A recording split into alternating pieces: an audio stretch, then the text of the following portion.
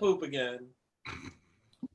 Well, hello everyone, and welcome to the Sunshine Cathedral Christians and Cocktails. We're glad you have joined us once again. You can probably tell by the way we're coming on live and hot here that there are some shenanigans were going on just before we came live. But we are glad that you're here with us, and we're glad that our panelists are with us this evening. Of course, Reverend Margarita, you don't see tonight. She is actually taking the evening off, and she will join us hopefully next week. But just as a way of PSAs, just a reminder, we have midday prayer Monday through Saturday at noon. Also on Saturday at noon at 12:30, following midday prayer is Just a Thought with Reverend Cindy Lippert and Reverend Darrell Watkins, our senior minister. And of course, on Wednesdays at 6 p.m. is Share in the Chair. And this week it is Reverend Winters who will be with us. And so you don't want to miss a wonderful conversation this coming Wednesday with Share in the Chair. And of course, tonight, if you're here, then you already know it is Christians and Cocktails. And our Christians and Cocktail word for the night is church. So anytime you hear the word church come up tonight, we invite you to take a sip of whatever it is that you're drinking, just as a moment to honor the conversation and be present with us. And as one friend of ours posted on I think on the thread a week or two ago, that if it's Monday, then that means that it's Christians and Cocktails, and he had his beer at the go and ready. So we hope that you're ready to go with us tonight. Of course, we have Tara, who is a singing empress of the Sunshine Cathedral, one of them. We have Denito. Dennis is the chair of the board of directors, and his husband, Tito, who you often will see on Sundays carrying that big old cross around on Sunday mornings, being our over-the-guard altar boy, like a bodyguard up there sometime. And then, of course, I'm with you, the executive minister of Sunshine Cathedral, and Reverend Darrell Watkins. Dr. Darrell Watkins, our senior minister, and he's going to get ready to kick us off as we get ready to have some church, y'all, tonight. Let's go, y'all. You start us off already. Priming us, right? Priming you. Let's do some church. Well, all right. We have a big old long list of questions. The questions come in over days and weeks, sometimes live. Someone will type something and Tito will just read it to us or whatever. But it stays on the list until we ask the question. And then they're asked sort of randomly. People choose one and we deal with it. So we still have a big old pool of questions. Why, Robert, why don't you ask us our first one? Uh-oh. Can you guys hear him?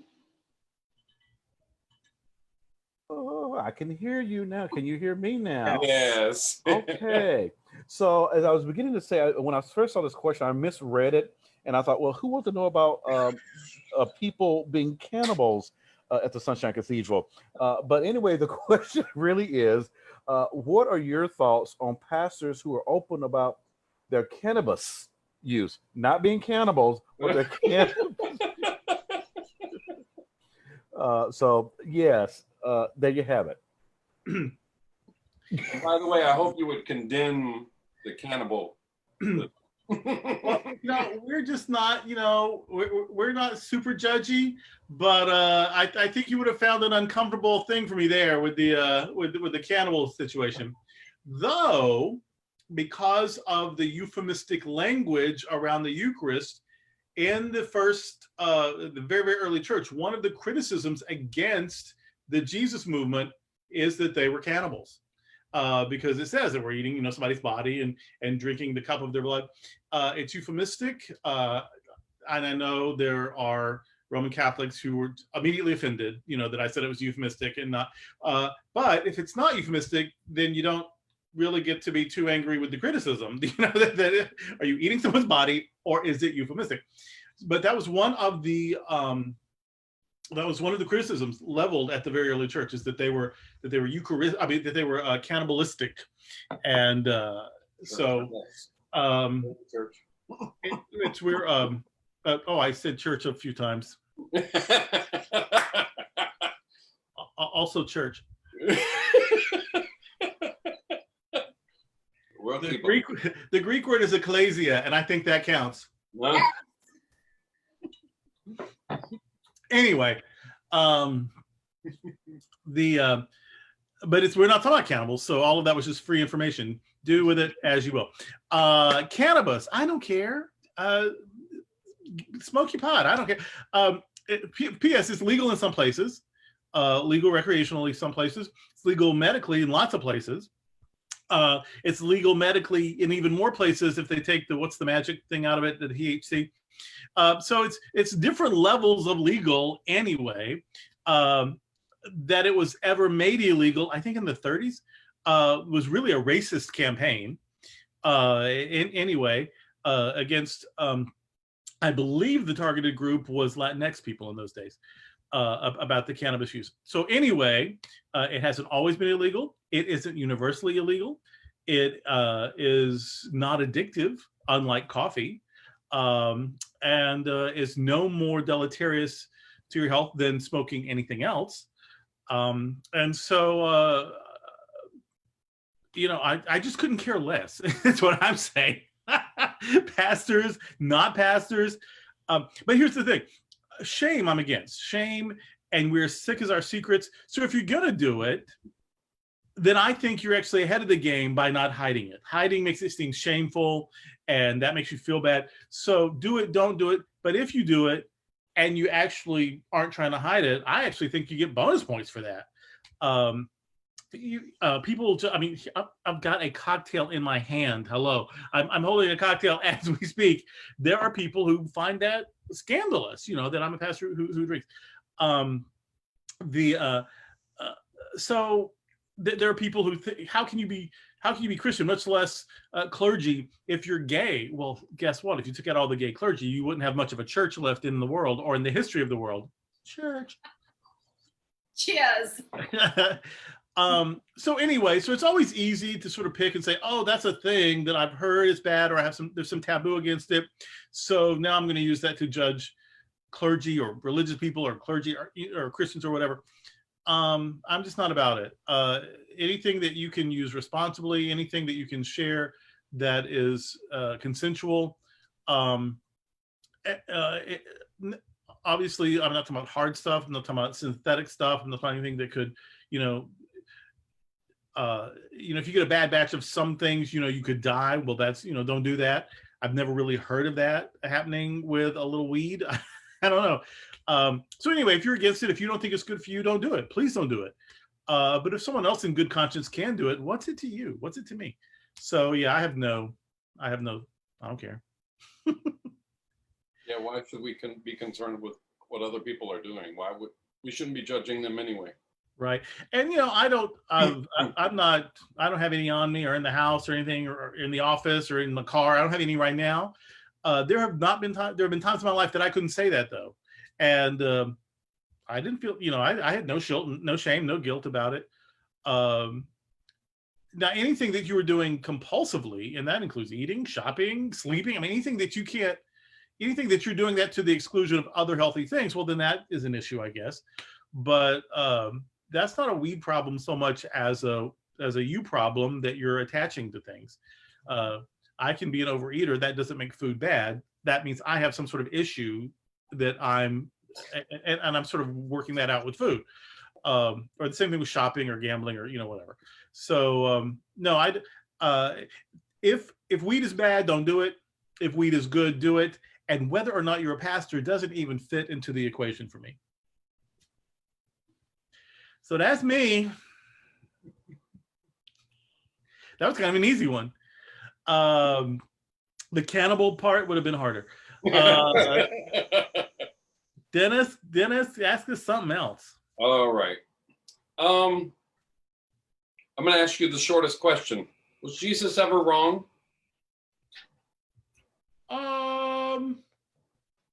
Well, just the quick knee-jerk answer would be yeah. Now I'm trying to think of an example.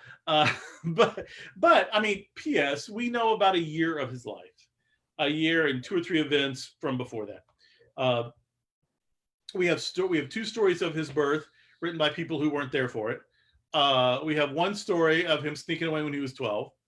And then we have 3 gospels that show about a year of his life, and a 4th gospel that suggests that it might be 3 years, because in John's gospel there are 3 trips to Jerusalem for the annual pilgrimage. All the other 3 gospels, there's only 1 trip. So we have 1 to 3 years at the end of his life, probably 1 event when he's 12, and then and then his birth, which is told by people who weren't there. But it's safe to assume that he had a birth. So, and that's what we have. That's what we know. So even if he was never wrong in the year that we know about, we do know he was probably born about 4 BCE, that he was executed about 29 CE. That's 33 years. That he would have never gotten anything wrong or halfway in 33 years is just incredibly unlikely.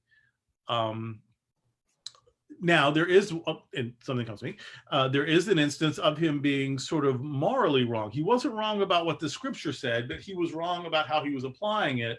A woman called him on it, and he had an about face where a woman asked him to heal her daughter, and but she's from an ethnic group that the book of Deuteronomy says people like him should just kill on the spot. She's a Canaanite. And there's this text in the Torah that lists a list of people that should just be killed on sight, and the Canaanites are on the list. A Canaanite woman comes to him. Luckily, he's not such a literalist as to just immediately choke her out. But when she asks for a favor, he does all but laugh in her face and say, I can't, it's not right that I would take food from the children and throw it to the dogs. So he's insulting her, an ethnic slur. And her response is, if I were a dog, you would treat me better than this. You would give me scraps from the table. You scratch my ear. You call me a good girl. So how about you treat me with the dignity you would treat a dog, And then Jesus is sort of convicted, has a change of heart, praises her faith, and heals her daughter. So there is at least one occasion that he was wrong about how he applied the scriptures, but then he quickly repented. So who knows? And just, the law of averages, that probably wasn't the only time. So yes, he was, I'll say he probably didn't know everything, or, that he changed his minds about something. There are extra canonical stories of him actually being kind of precocious as a child, having an argument with a friend and killing his friend, and then raising him back to life so he wouldn't get in trouble. Okay, that's some good business there. I like that, Jesus. I'm guessing that is not 100% historically accurate, but it is a sacred story that could have ended up in our canon. It didn't. But so yeah, I don't have any problem. Jesus was so good and so charismatic and so powerful and so courageous and so loving and so great that if he stumbled here and there getting there, as most of us do, I don't have any problem with that at all. In fact, it would be harder for me to believe that, oh yeah, he knew everything and never messed up and never got anything wrong. That would make him so unrelatable to me that I wouldn't be bothered. I couldn't be bothered with it. So yeah, I bet he was wrong about stuff, and I bet he assumed that he knew things that were part of the culture, part of just the common knowledge at the time. That of course we know better than now. I doubt if he knew where babies really come from. He probably, as almost everyone in his world would have, probably thought that life was contained in male sperm, and that male sperm was basically baby batter that you stuck into a female oven, who baked it for 9 months and then popped out a loaf. That was the understanding of reproduction until about the 17th century, when we discovered the egg cell. And so I bet Jesus didn't know any more about human biology than anyone else in his crowd. Just for instance. And just for the audience, you would notice the entire panel holding back a really good giggle on about the mixing and what Jesus would have done around. Baby Well, thank you, Tara. Thank you, Tara. Okay, moving on. I think it's vivid and clear. Well, I mean, hey, he would only know one. The bees talk I've ever received. See, thank you. There we go. Hashtag different kind of church. All right. Well, since you're chiding me a little bit there, Tara, you get to ask me the next question. Well, my question, I feel, is to church yesterday and your sermon. You talked a lot about you posed the question, does everything happen for a reason? And you talked about how you don't really subscribe to that, and I don't either. You talked about how it was kind of a triggering phrase for you, and I agree. So along those lines of kind of not subscribing to everything happening for a reason, do you believe that God then has a plan for us, like an overall plan, not the little minute day-to-day things, but an overall? Yeah. Okay. I guess the easy answer is yes. Like the earth has a plan to replenish itself and flourish. Our bodies have a plan for the cells to always be, as a cell dies off, a new cell is born, and we're constantly regenerating. And so, I mean, there seems to be some things just programmed into life, and so when we deviate from that plan is when people get sick, or when things go wrong, or societies fall apart, or because the big plan wasn't, we didn't follow it, or we got off the rails some kind of way. So yes, God being the source of life, and life evolving and expressing in certain ways, I guess that's the plan, that's the design. It doesn't mean we have to follow it. And it doesn't mean that there is a person in an office in a cloud somewhere deciding this person's going to be an architect, and this person's going to be an opera singer, and this person's going to be a hobo riding the rails, or this person's going to work at Disney World, and this person's going to have 8 kids, and this person's going to have no kids, and this person's going to be 106, and this person's going to die at 30. And those plans, no, I can't even imagine that. That makes no sense to me. But that there is a general way things ought to be. We ought to be healthy. We ought to be happy. We ought to be kind to each other. We ought to take care of each other. We ought to form communities where those things are more likely to happen, because we're going to help each other. That big sort of general plan seems to be the way of the world. And when we follow that plan, things seem to go better. So yeah, general plan of we ought to be kind, and we ought to be generous, and we ought to look out for each other. And when we do that, things work out better. That I believe. Yeah, but that God has decided, what state you should live in or who you should marry. No, I don't. I could be wrong, but I don't. That's not been my experience, and it's not something that makes sense to me. You guys may have other thoughts on that, though. I mean, that's such a personal and unprovable thing. We could have as many opinions as panelists. So what do you guys think? So I would say this, and then I see Robert almost said something, so I'll yield. But what I was going to say is we've talked about, or you've talked about in church from the pulpit, that each of us have different gifts. So maybe our plan, or maybe our purpose, I would say maybe a better word would be purpose and plan, is to figure out what our gifts are and use those gifts for the greater good. I don't know that that's a plan, but I would say that would be more of a purpose, and figure out what our gift is, and pursue that gift and use that gift in the best way possible. We have creativity and imaginations and intellect, and then things happen. I know, random things, and then we respond to that, and that kind of changes the trajectory of things. Like, there's just so much choice and randomness in our lives that it just doesn't make sense to me that anything would have been pre-worked out. You know what I mean? I once had a pastor tell me, I was working at one church. I was being recruited to go to another church, and there was a lot of attractive things about staying. There were also some attractive things about taking the offer, and I was struggling. And a pastor mentor of mine said, and I said, I've been praying about it, but I'm not getting any clear answer. God's not like, writing a little note on a Post-it note for me, saying, yeah, take the job, turn it down. And the pastor said, well, keep praying about it. See what your gut says. See what makes sense. And it will either be right, or if it isn't, but you're fully committed to it, God will make it right. So I think that's sort of the plan. The plan is we are resilient and creative. And if we get if we pan ourselves into the corner, we can figure out a way out of it. That's the plan, I think. Not that it's all predetermined for us. Robert, what did you had some wise counsel there? No, I was just gonna, as a kid growing in the Baptist church, it was always, just keep living. God has a plan for you. God has a purpose for you. Just keep living and just keep praying about it. And my only thought was, well, I'm having a one-sided conversation because I'm only hearing my, the voice in my head telling me what I think I need to, and I want to hear around whatever this God in the sky plan is for me. So I was way more baffled by that notion as a kid growing up than later, get into the whole understanding, what the doctrine of predestination. And so it's like, really, I don't know what's around the corner, but yet someone has planned out what's around the corner for me.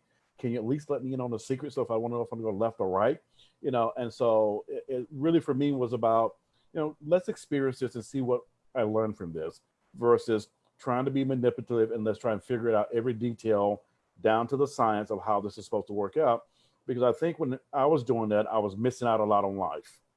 When I was like, you know what, I'm not experiencing what I'm not happy, I'm not joyful because I'm trying to predetermine and outthink everybody else about how this is supposed to be and how this is supposed to turn out versus let's enjoy life and let's see what happened and let's see where this go. And if it was meant to be, okay, fine, it was meant to be. However, I feel I've had more of a decision in the process by saying I'm open to whatever comes out of this. There are traditions that have prophets and seers and psychics and people who communicate with other worlds, and I'm not saying that those things aren't legitimate. I found mystery and wonder in almost everywhere I've looked. Things that seem like, oh, I wouldn't have thought about that, but this seems to be a thing. And of course, there are sincere and devoted people in all kinds of traditions. And those who subscribe to there is some magic and we have special magicians who understand the magic and work the magic, those do lend themselves to abuse of those ideologies. And so I have heard people calling themselves prophets, telling people, the Lord told me to tell you. And then there's some, and now you are expected to either follow this advice blindly or prove to be unfaithful because the prophet said. Well, first of all, I may have met the prophet 10 minutes ago, so I'm going to need a little bit more. Second of all, I may have known the prophet since high school, so now I need to know a lot more. You know what I mean? So, and here, I'm going to have to say this: I'm from the Baptist tradition. If someone gives you a prophecy, someone has to be around to confirm that prophecy for you. Right. You don't get to interpret your own prophecy that's been prophesied on your life. Somebody's got to be there to tell you what that prophecy meant. So. Just say I was once at I think they called it a revival, maybe they called it a spiritual renewal. They didn't call it a camp meeting. I would have remembered that phrase. Anyway, there was something like a camp meeting or revival at a Pentecostal church in Dallas, and it was a gay affirming church. Strange enough, it was not a big church, but it was. I was there mostly to see what it was about, and this nice lady, I think she's from Oklahoma. She was dressed like in a prom dress with a big orchid on her shoulder, and her hair was way up, and she had beat her face with a putty knife. She was she was like 99 years old. She had it going on, and she was kind of fascinating. And she preached a little sermon, which was kind of fascinating, and she prayed this powerful prayer, which was kind of fascinating. And then she gave a prophecy that this was in the early 90s, and I had an AIDS ministry in those days, and so hospital visits and funerals were basically my life. And she gave a prophecy that anyone who came up to her to be anointed that night, anyone with HIV or AIDS who came up to her to be anointed that night would be cured, miraculously healed. And I noticed the faces, I knew some of them before, others I didn't know, but they're distinctive, so I would remember them. And if 20 people went up, I, in the next 18 minutes, did 8 or 10 of their funerals. I have no trouble believing that she believed what she said. I certainly have no trouble believing that she hoped that she was, getting it right. And I have no trouble believing that every single person who went up there was open to, wow, what if she's telling, what if this is a real deal? And this, like, I don't think anybody was pulling a fast one. I really don't. And it didn't work. The magic didn't work. and maybe it did. Maybe one person in the room did have some. Who knows? But I hope so. But I'm just saying that when someone is telling you there's a plan, and I know what the plan is, and here's your plan, my hermeneutic of suspicion kicks in immediately, and I'm just going to need more. I'm not saying that you can't persuade me, but I'm saying that you will need to persuade me. You're going to need more than the Lord told me. Well, she didn't mention it to me, so you're going to have to work a little harder to get me on board with this. I think it's interesting. Sorry, I was just gonna say, I think even if there was a plan, I don't think I would want to know. I think I'd like to just kind of be open about it and just live my life, because otherwise I'd be constantly thinking, oh, well, when is this gonna happen? They told me this was gonna happen. This should be happening. Why isn't it happening yet? What am I doing wrong? It would just drive me crazy. I don't think I would want to know if there was a plan. I've been on like 30 diet plans, right? If there's a cosmic plan, does it ever change? You know what I mean? I mean, like, what if there was a plan, but it's not a plan for always? It was a plan that the universe was kicking around, and then it came up with a better plan. You know, like, it's just.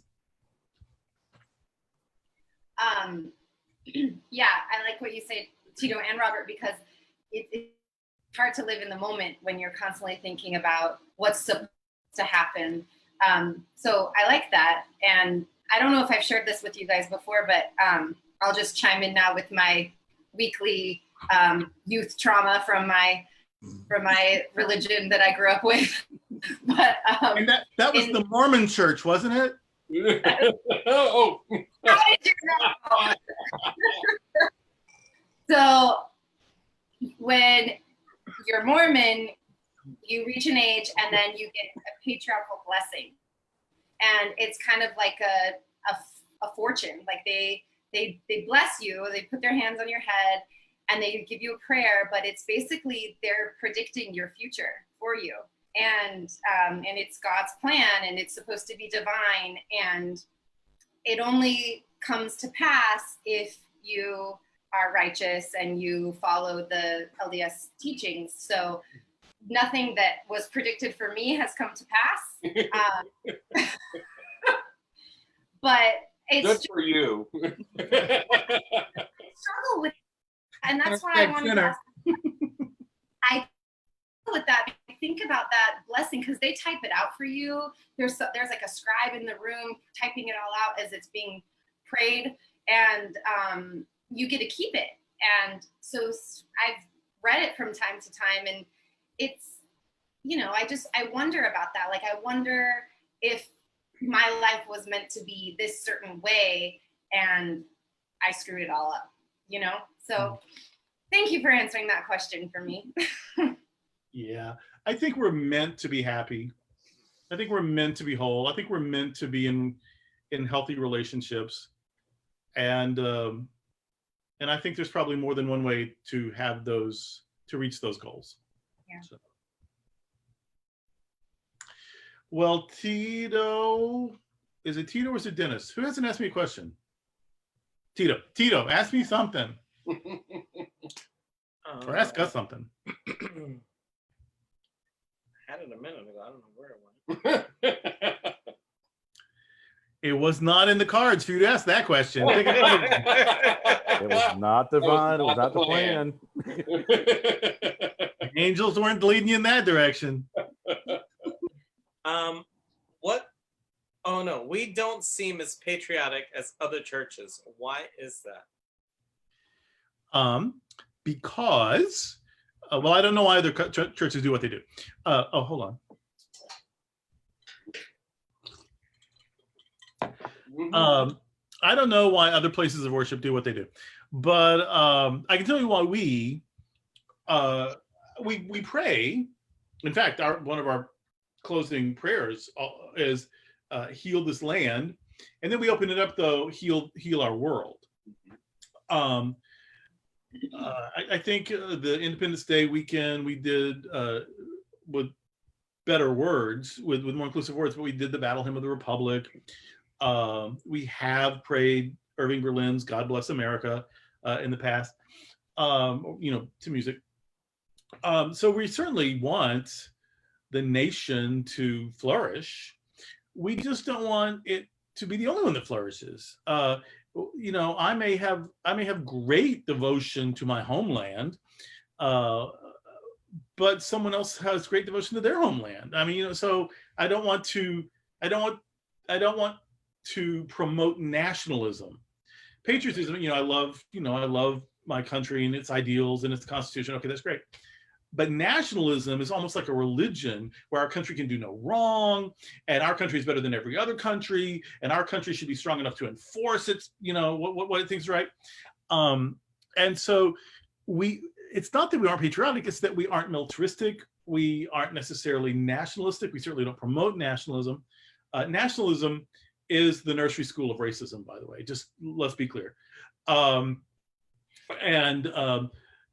because we have a spiritual ministry and we try to reach out to the entire world, I just don't know how effectively we can minister to people in Belize talking about America first, or how effectively we can reach people in Canada or the UK or New Zealand or Kenya or Barbados with America first.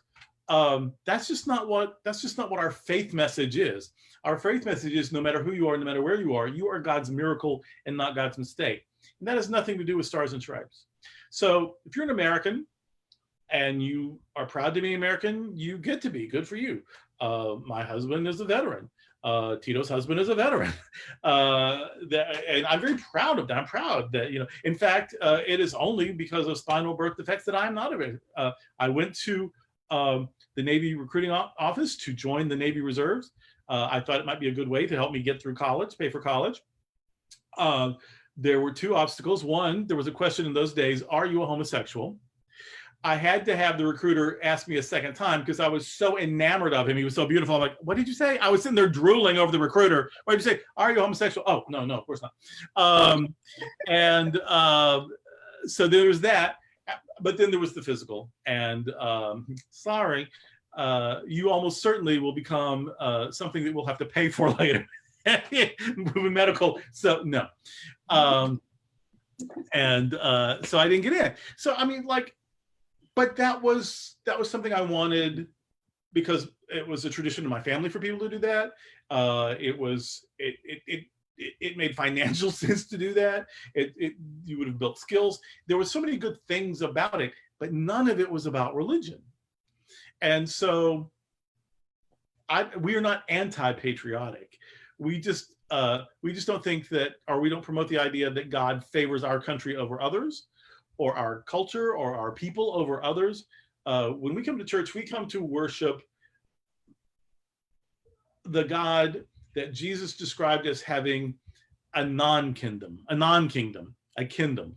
The Greek word basileia, the basileia of God means empire of God, which is usually translated kingdom of God, but that's used ironically. It's the empire of God over against Caesar's empire, which means it's the empire that's not an empire. It's the anti-empire. It's the non-kingdom. It's the realm where there are no physical boundaries, and where justice and love and mercy and grace are the values, are the law. Love is the law. And so we're about the kingdom of God. Separately, or also, love your country, but your country might not be the country I was born in. And so we also want to be respectful of that. So yes, God, please bless our country, and God, please bless the community of nations. God, help us find peace and eliminate hunger all over the world. That's what the kingdom of God is about. So no hostility necessarily towards any country. That's just not what we're going to church for. Someone said a little bit ago, they're on their second beer. Please slow down. Church.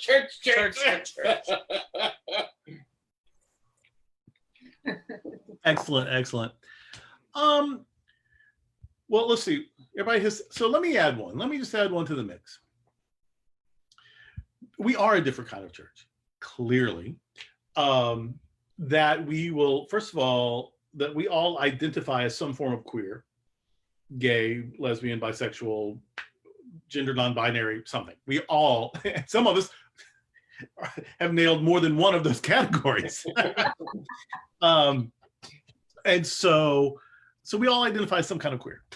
And we'll use that language. We'll use very contemporary language for that, so that we embrace sexual diversity and gender diversity. That makes us a different kind of church. That we will use language that is newer than the 1950s. Makes us a different kind of church. Church. Just finish your cocktail. Just guzzle. Steph and I right here. That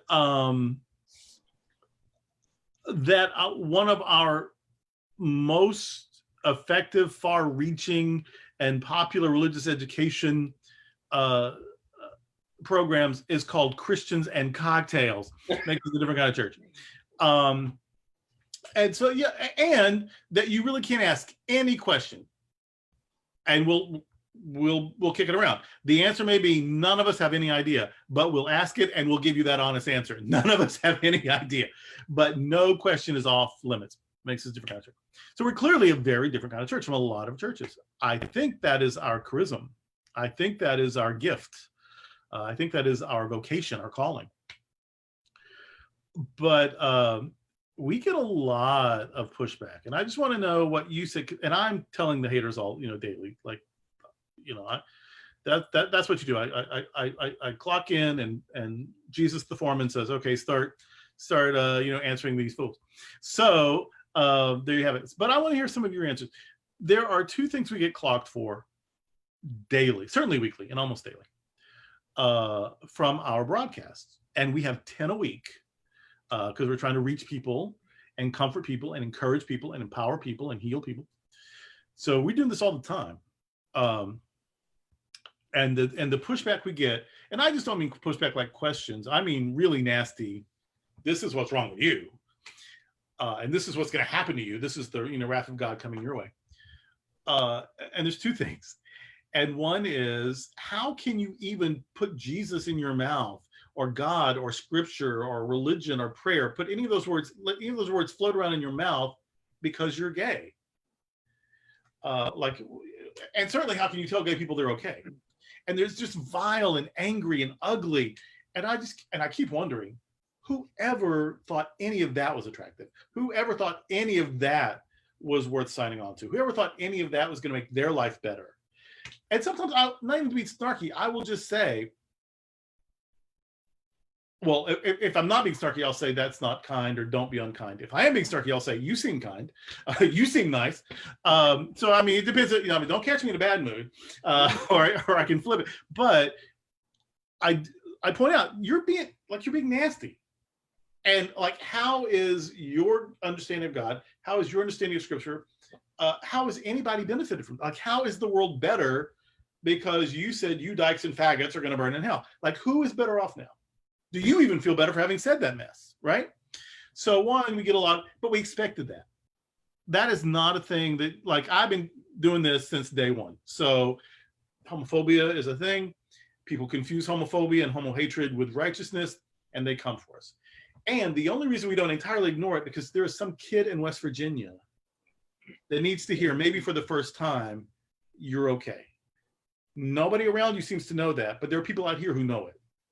So hang on until you can get to us, because we're going to love you, and we're going to tell you that you matter and that you're good, and that God loves you just the way you are. In fact, God made you to be the way you are. So that's that. The other thing, though, is that we get clocked for a lot is you just are looking for money, because we do, not here. I'm not asking for any money here. Of the 10 broadcasts, there's one that we ask for money, and that's the Sunday worship service. Sometimes we'll say, maybe one or two other times a week on one of these, go to the website, and if you'd like to contribute, we appreciate it. But no hard push, except for on Sunday, 65, 70 minutes. There's between the beginning and the middle, there's maybe 5 minutes of text to give, and then there's a little banner where you can see it, but just see it. But so on Sundays, there's 2 verbal asks that together don't equal 5 minutes. And then there's little banners that you can see. And that's on Sunday, because churches, since the beginning of time, operate on donations. We don't charge for membership. We don't charge you to walk in the room. Drink up. We don't charge membership dues. We don't charge for the parking. Like, the only money we have is money people give us. And honestly, they might forget to give if we didn't say, hey, would you like to give? A lot of people say, no, thank you, but I'll enjoy what you're offering anyway. And we just still offer it. You know what I mean? So we'll do as much as we can with whatever we have, but we are going to ask. And I'm surprised for the last maybe 6 weeks. I mean, this has come up once or twice a year my whole career, but it has become a theme we get online now. You're just bilking people. You're just shaking people down for money. You're just cheating them out of their money. We aren't promising miracles. We aren't promising you a better place in heaven. We're not promising you that your relatives are going to get out of purgatory. We're not promising you your own planet. We're just saying, if you like what we got going on, you can help us keep it going on. Please give. And not saying that every day and not saying that very forcefully. And you would think that we are the Nigerian prince. You know what I mean? That if you'll help me, I'm going to give you $1 million.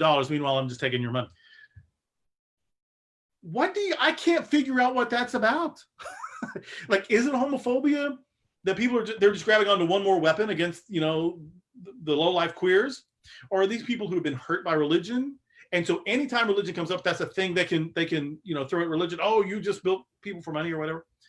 I don't get it. And I admit to being very frustrated and kind of hurt by it. Like, we work so hard to feed hungry people and to provide safe place for the elderly and to work with people to get counseling and to work for social justice and to provide inclusive spiritual experiences for people wherever they are. We work so hard. And what we ask is, will you support this? If you like this, if you can't support it, support it. We don't put it, we don't charge you. We say, will you give? And then you give us what you give.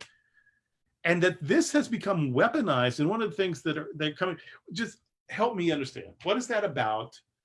And then what? And then once we figure it out, then what? Well, I would go ahead. No, I was gonna be funny. Oh, okay. Well, I would say probably the first question that you talked about was, how can you be gay? Blah blah blah. You know what? They see a bunch of healthy. We are fairly with it. Some of us have to have medication to be fairly with it, but we're healthy human beings. And You can pass it. Oh wait. like I said, no, that we're happy and we're healthy, and we're in healthy relationships. Some of us have been married, or actually all of us on the panel tonight are all married. In healthy relationships, and not saying they're perfect, because no relationship is perfect, but they see this and they're like, wait a minute. And because of their own prejudices, they get upset and they get angry. And then of course they feel like they have to lash out. Obviously that's not good theology. We talked about good theology at church yesterday, and that's not good theology. If your God's an asshole, that's not good theology. There you go. Exactly. Just not. And then the other part, like you said, churches have asked for money since the beginning of time. It's the only way we have any. if we didn't ask, we wouldn't get. Like you said, and it's not that people would forget to, but they're coming there for the experience. They're coming to the church or watching the church for the experience. So, that's what they're there for. And then if they enjoy the experience, then we're just asking, hey, help us to continue this experience for others that need this experience. And if you've not had a good experience with religion, then you may not know that giving is actually one of the ways we worship. It is as sacramental as communion or as baptism. It is as much worship as singing or praying. That saying I believe in something larger than myself, and I'm going to trust a part of my life with that, which is money. I'm going to trust some of what I have to promote or support something that I believe in. That is an act of faith, and that's part of worship. Now, if you're not a worshiper, of course, that sounds like, maybe just some kind of spiel. But those of us who give for the joy of giving. And if we stopped believing in this, we'd find something else to give to. Absolutely. Because we believe in giving. Absolutely. And Darrell, I think that's why they have such a problem with it. It's because they see people giving and they understand that money is precious to people. And if they're freely giving their money to your cause, which in their mind is not a noble cause, then that hurts them even worse. I mean, I grew up in a I don't understand that at all, because I grew up in a church where we were required to give 10%, and if Yeah, we they didn't, told you how much, right? we wouldn't, we lost privileges. You had to do it. You had, every year you had to go in to your bishop tithing settlement and literally show your financial records to prove that you have paid 10% of your income. And it wasn't a choice. And I think giving people that choice, like you said, of giving something that is precious and valuable to them and that they worked hard for back to them, is really showing the way that they are worshiping and grateful for the service that you are providing for them. And just too much, Tara, I just want to pick up on something you said, that, money, especially right now, as the coronavirus exists, is very precious to people, because we don't know what, a lot of people do not know literally when or if they will get another paycheck. Yep. And so you have organizations, not just churches, not just Sunshine Cathedral, but organizations, the SPCA, all these, anybody, NPR, whatever, if they're doing something, they're asking for money. So I think a bit of it is, like you're saying, is around the preciousness of it, not the worship of it, but just the preciousness of it right now. And secondly, as I often think about this, whenever anyone does anything on social media, it is like open mic. You have just given anyone to say anything that they feel that they need to say, that they've never got a chance to say to the priest, to their bishop, to the deacon at the church. You have just given them an open forum by which to they're putting off onto us what they never got a chance to say, whether they got hurt by it or whether they were told that they couldn't do something in a local church. I think that it just all comes out. And so that's one of the things I've kind of learned about a lot of social media stuff. And my other thing is, not everything that's on social media need a response to, because I was so bad at one point, I should say bad, but I got caught up in just reading the title and responding to the title without getting into the content or the message of what was being said. Reading the title and then reading the person who posted it. Well, then there's that. So like recently someone made one of those comments and I said, well, did you watch the service? And, the person wrote back, yes, I did both. And so it's like, did you watch it or you just commented? They said, I did both. And so it was one of those kind of conversations like, well, if you did both and you realize that your comment about what we're doing is probably unjustifiable, because you see what we're doing and you see what we're asking for. So I just go back to the premise that it is open mic. People are unloading their baggage, church hurt, whatever it might be, onto a place that is kind of representing what church might ought to be. And maybe they're a little upset that they didn't get that experience from the church they grew up in, from their childhood, or those things. And so I think the whole experience of church for a lot of people is still carrying over to places that are wanting to be healthy, wanting to be wholesome, and wanting to be a place that say, hey, we respect you for who you are, come as you are, no judgment, give if you want to give, don't give if you want to give. But for me, my only requirement is that you give to something that you get something from. I believe, I'm going to my Baptist New Thought moment here, that as I understand it to be, that it is an exchange of energy. If you get something from something, then give back to support what you get something from. So it's about being grateful for what you get. And no one says how much you have to give, but just give something back to say, I appreciate what you have to offer and thank you for doing it. And here ends my mic. Yeah.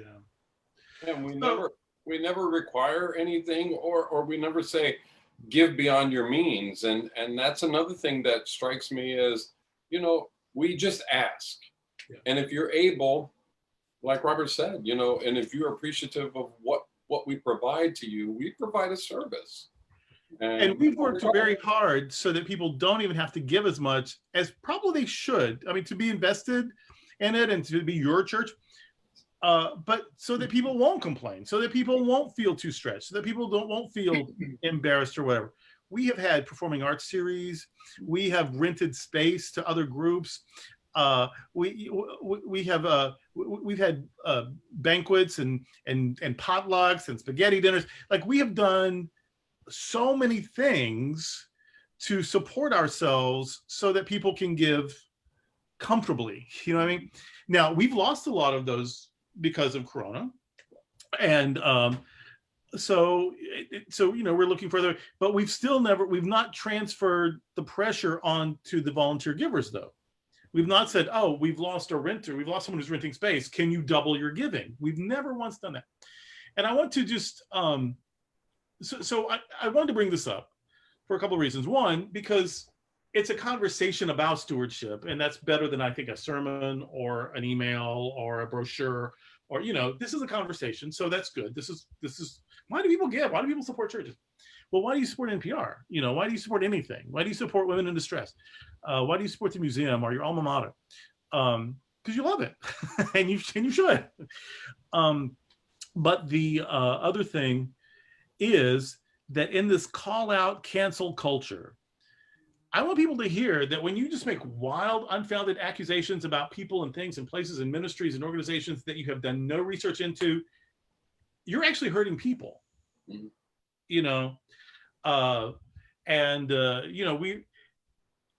This is a difficult time. And so maybe a little extra effort at being kind would also be a great gift, not just, money or time, but also just maybe not always just going right for the throat would also be a great gift. This is a difficult time and people are going to need more services, but because it's a difficult time, people may be giving less to the services that people need. So it's kind of a catch-22. We feed 500 people a week. We've got to have the resources to have the food to do that.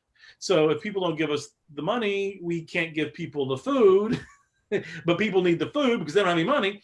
And so we're going to work it out. We're going to pray through it. We're going to have creative ideas. We're going to work it out, and we are working it out, and we are serving people.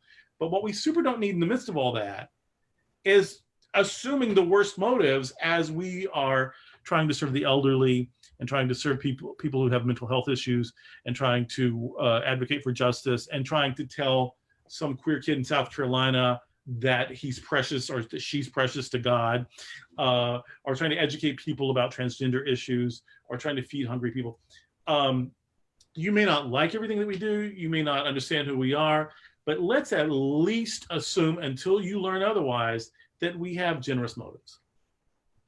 And I'm probably whistling into the wind. That's not gonna cover the globe and everybody's gonna be nice now. But it felt, I wanted to just see, one, get it out there and just have this conversation, that we have a hard job and which we love.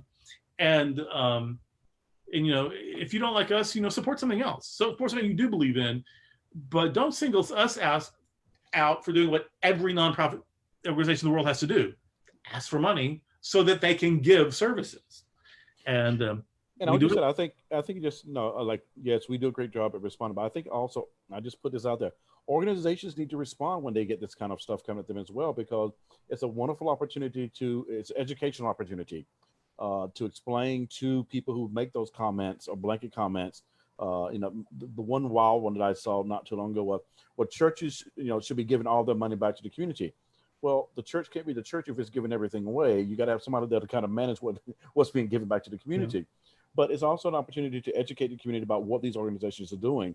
So I would just say to any organization out there, if you're getting this, like we do, then take the time to educate people about what it is that you're doing and the services that you're offering. Have a discussion about it.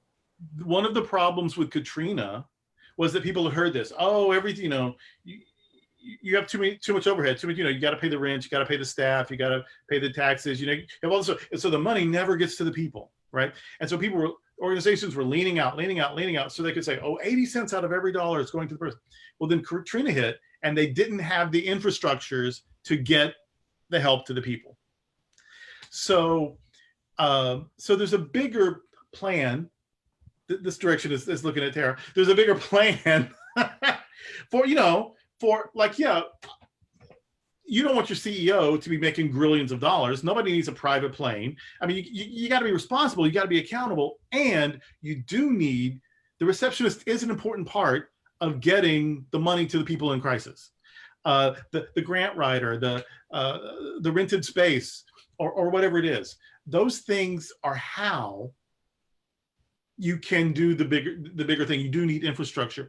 There was a church I was part of in the 90s, and in those days it cost $3 million, because it was new, $3 million to build. And it was built on the cheap. That was probably a $5 or $6 million building, but they got it for $3 million. So first of all, yay to begin with. But no, the criticism was you spent $3 million. It could have fed hungry people. $3 million could not have fed that many hungry people. And then once they're all fed, then what? You know, once you run out of the money, then what? But that $3 million investment then raised over $10 million for AIDS work in a very short amount of time, just a few years. So by spending $3 million to create a beautiful property, have a staff, create these ministries, that church was able then to use that to raise $10 million more that help people die with dignity or stay alive or support their families who are taking care of them or help people get into transitional housing or. So yeah, you can make these sweeping judgments, but maybe do some investigating. Maybe the $3 million price tag has a $10 million return that it's actually keeping people alive. And you can do any of it if you hadn't raised the $3 million. So. The other thing, I just want to point out two things. You guys say a lot in church around the offertory time of the service that people give in many ways, and you mentioned that they give with their time, talent, and treasure. And so it's not just about money. There are plenty of people in our church that give by other means. Yes. And that person or those people that are asking these questions to you, Jarrell, I'm just curious if they've noticed that Barbara, our organist, has been playing from a rinky-dink keyboard the last couple of weeks because our organ is currently out. Right. Right. And then there's that. Yeah. Or that our musicians give, they perform 16 songs of service. They give basically a concert every week, you know, that they each are doing $60,000, $70,000 worth of work, a year of work, and not one gets that amount of money. Not one. Most of them are part-time. In fact, I think all of our musicians are part-time. So not only do they get the money they get zero benefits. They have to get their insurance from other jobs or whatever. And yet they are preparing and performing 16 songs a week, 2 or 3 of them brand new every week. We're doing stuff on the cheap. People are giving way more, you know, giving just out their pores. And that's not, you know, that's not for applause. That's not for, you know, poor us or whatever. It's just to say, it's just to remind people that you may not know everything. So ask, look around. And then if what you get is BS, oh, come guns blazing. But don't start with the guns blazing. Maybe people are trying to do good, and maybe they're, you know, maybe they're really honest and mean well throughout the whole process. And that's probably something we need to remember throughout this current pandemic. We have more needs, we have less resources, and we are trying to meet the needs with less resources, all of us. You know, so everyone who's asking you for this contribution or that volunteer hour, or, you know, can you make some masks for us or whatever. The ask is legit. And if you can't or don't want to respond, that may also be legit. Let's don't, you know, things are bad enough right now. Let's don't just start out going for the throat. I think that's what I think that's the message I want to get out there. All right. Well, we're going to call it right there. And my challenge is going to be for folks who have been listening to this conversation.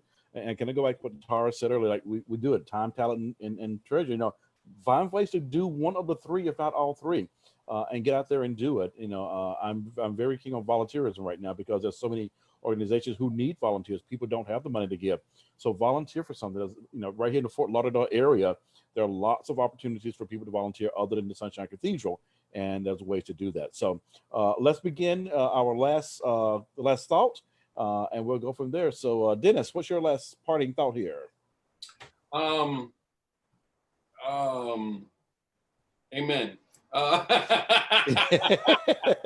Alrighty then. Here's my last thought. I had it and I lost it. It's back. Must be the drink. If you have not seen this past Sunday's service, go back and watch it. This young lady who is on the screen was amazing, blew the house down like she always does, along with the entire the crew that we have, Sarah as well. The music is phenomenal, but Tara, cheers to you, my dear. Thank you. That was for Mario. That was his request. Aw. So I love you, Mario. And Stomp Tara, the you're house next. down boots. I'm telling you, Tara, you're next. Okay, well, I've said, and I just want to reiterate it again. I'm just grateful to be a part of this community that affirms me and liberates me and lets me think for myself and ask questions and just see things in another perspective. And, you know, I want to thank Darrell for being vulnerable tonight and sharing that about kind of what you're dealing with behind the scenes, because I wouldn't have thought of that. And that's got to be tough, you know, to persevere and just constantly, you know, you're the face of our church and our community, and you have to always put that, you're the best face forward. And so, yeah, it's just, yeah. Thanks. We're going to go hang out on our yacht now, y'all. We're going to take our private helicopter over to your yacht. We'll be there in just a few minutes. All right, Tito, bring it home for us. So I was gonna say, sometimes there's things we do online or things we say that trigger people, and those people become brave because they're behind their laptop or phones, and they say whatever the hell they want to say, but they would normally say this to your face. And back in the day, I used to hit the delete button. Mm. I'm like, oh, that was nasty. Oh, that was mean. Oh, hateful. Delete, delete, delete. Then I started leaving those negative comments, and you'll be amazed how many people will actually comment on that person's comment and defend you. And it's amazing to see how many people will speak up for you. All righty. Well, thank you all for the panel discussion tonight. We have certainly had some church tonight. And I'm just going to say, in my role as executive minister of the Sunshine Cathedral, if I didn't ask you for money, I would not be doing my job. So, at least one of my jobs. Just saying. So, if you have found any of the discussion here for tonight or anything that we do at the Sunshine Cathedral, Worship on Sunday, our weekday programming, the feeding program, any of that, beneficial, we invite you to consider making a donation to support what we are doing. And if you don't want to support it, just enjoy what we have to give back to you and receive it and pass it on to someone else. With that said, just a closing PSA, Monday through Saturday, midday prayer. We invite you to join us at noon. Also on Saturday at 12:30 is Reverend Sidney Lippert and Reverend Darrell Watkins on Just a Thought. And also on Wednesdays is Sharing a Chair with Reverend Darrell Watkins. And I believe this week is Reverend Winters, and it'll be a great discussion. And of course, if you're here tonight, then you know we have every Monday Christians and Cocktails with this wonderful panel, and we miss Reverend Margarita. We'll talk about anything. Everything. So, all right. Thanks a lot for joining us, everyone. Have a great evening. We look forward to seeing you on the internet waves. Or if not, we'll see you at church on Sunday. Take care. Bye-bye. Bye.